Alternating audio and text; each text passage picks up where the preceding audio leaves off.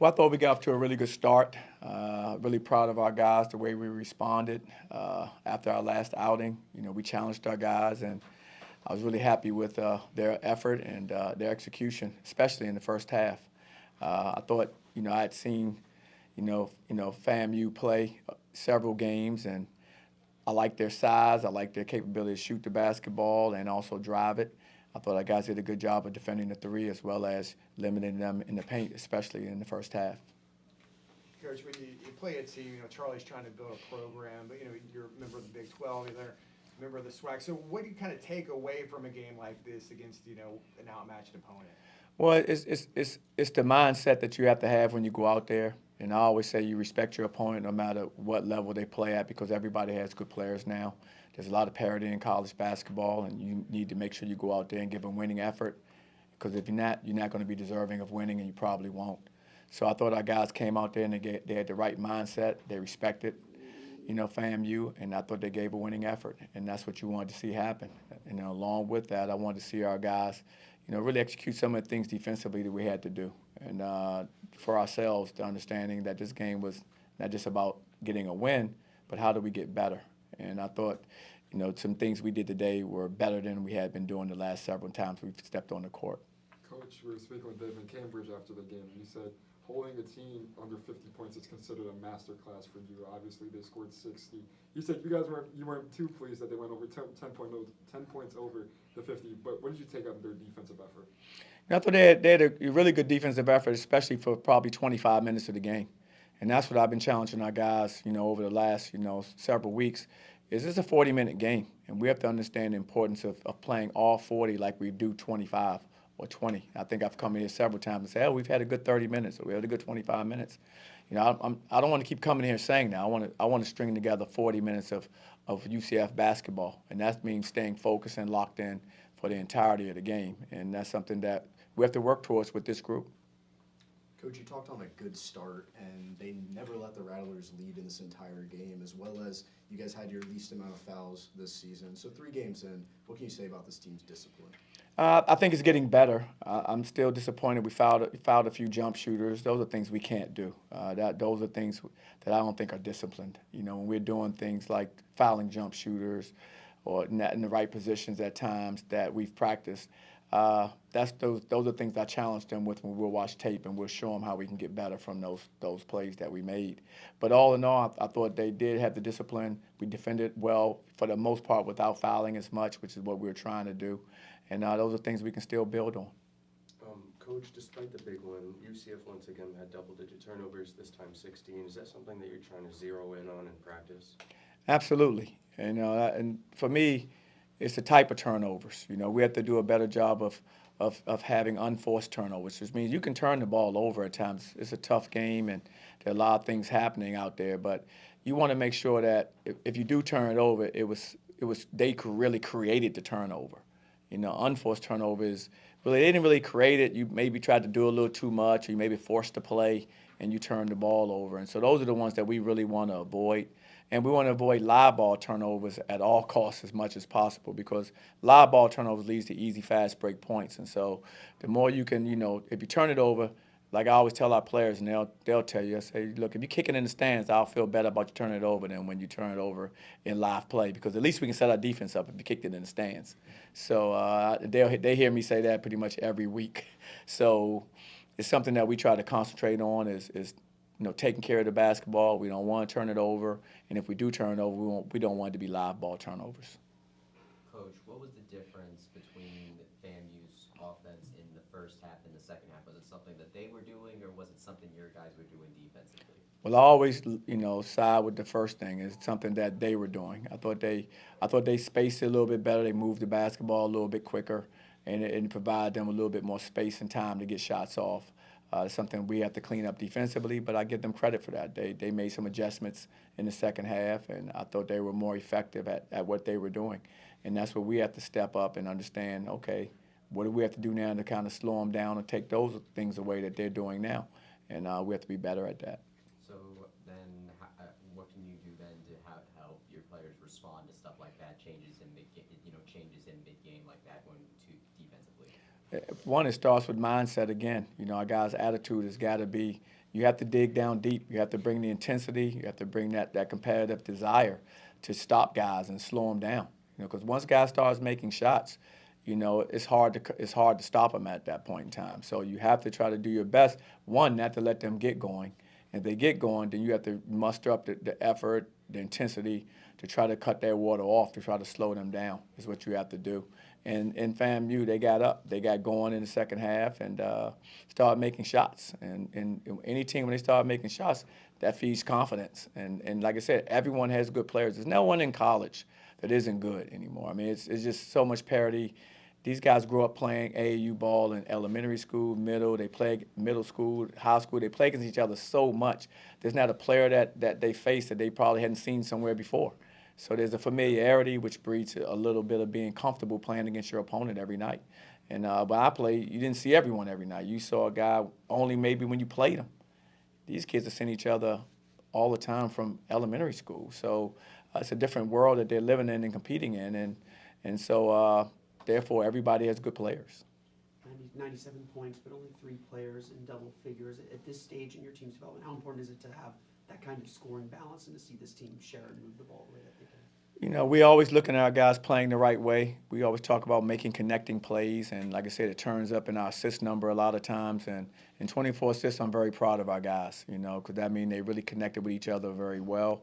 And it's going to be different guys' nights. Like tonight, I thought Carmelo, he came in and gave us a huge lift off the bench. He was a spark for us. I mean, a few games ago, I think George did the same thing for us.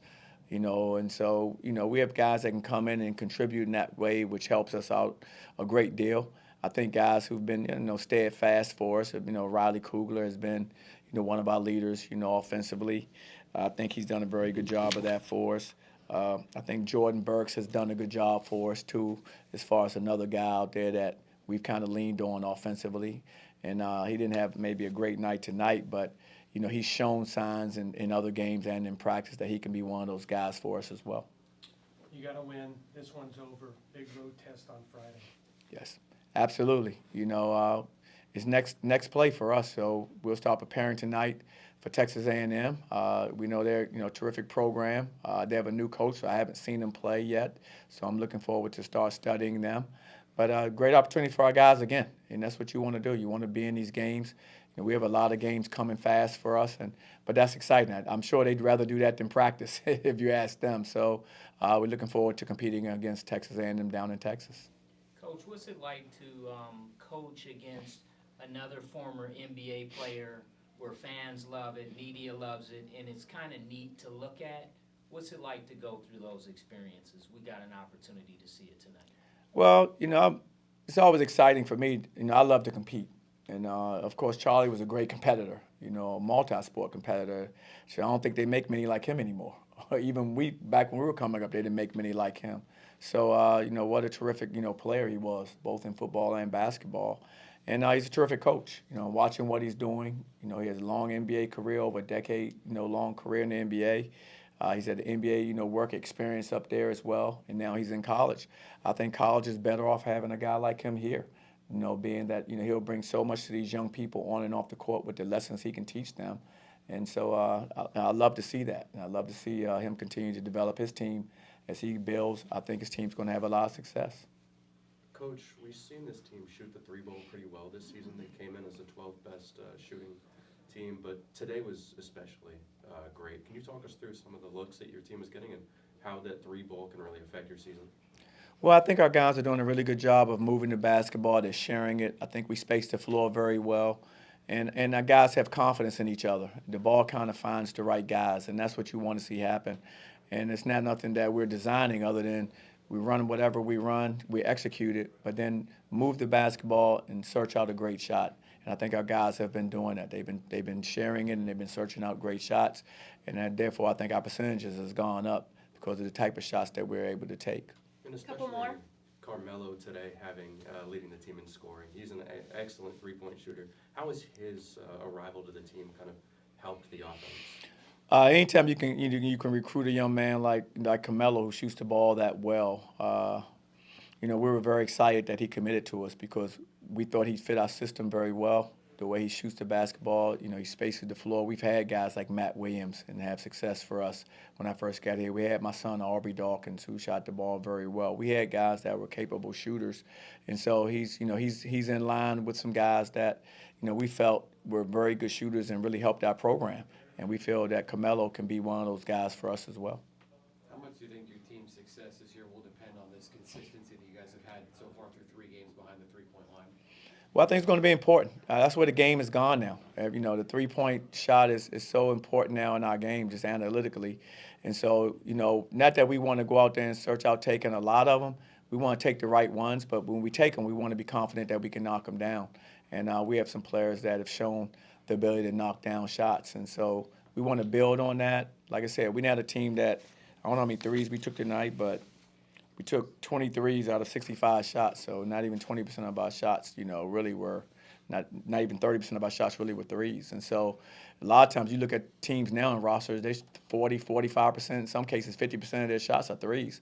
That's not what we really do, but, when we have them, we want to be confident that we can take them and knock them down. Last question. Did you play high school football? I did not. Okay, I was about to say, do you think you could have played both like Charlie did? You just talked about what a great athlete he was. True, my goal, I wanted to be a football player before I wanted to be a basketball player, that's for sure. I wanted to be a wide receiver. Unfortunately, that didn't work out for me. But you know what? I found my calling. I found basketball, and I've loved it ever since. Did you have a question? Coach, with 12 different players scoring a basket tonight, what does that do for your team when you're able to distribute the scoring across the board like that? Well, I think it's great. You have to remember, everybody works so hard this summer, this fall, and to have an opportunity to get out there and to contribute. And, no matter what, everyone wants to see the ball go in at some point in time when you play this sport. And so to see, to see it, 12 guys have an opportunity to make shots and contribute in that way, it's good. It's good for your team morale because everyone feels a sense of, I contributed, scoring-wise as well. And so we want to keep our guys, understanding the importance of we're all in this together. So we have a chance, like even with Pooh at the end of the game, to come in and, and make plays and contribute. That's great because everyone does the same thing in practice. Everyone's working. Everyone's doing the same thing with the same obligations off the court. And so everyone's committed. And so to have an opportunity to get out there and contribute at the end, is always great. So that's one of my, happiest times is at the end of a game. 1, because usually we're probably up pretty good, and 2, because, you want to see guys get rewarded for what they do, for us on a daily basis. Coach, I think one thing that we've been able to take away these first 3 games is the depth at guard at this team. We've had different nights where George Beale's taking some shots, and then Chris Johnson, and now Carmelo Pacheco, as well as having Riley Kugel and Demus Folks. What does that depth do for your team, especially when you go into conference play and you have to go through a lot of guards? Well, you know what? We're versatile, and all these guards bring a little bit something different. And so it allows us to do different things against different opponents that we'll face.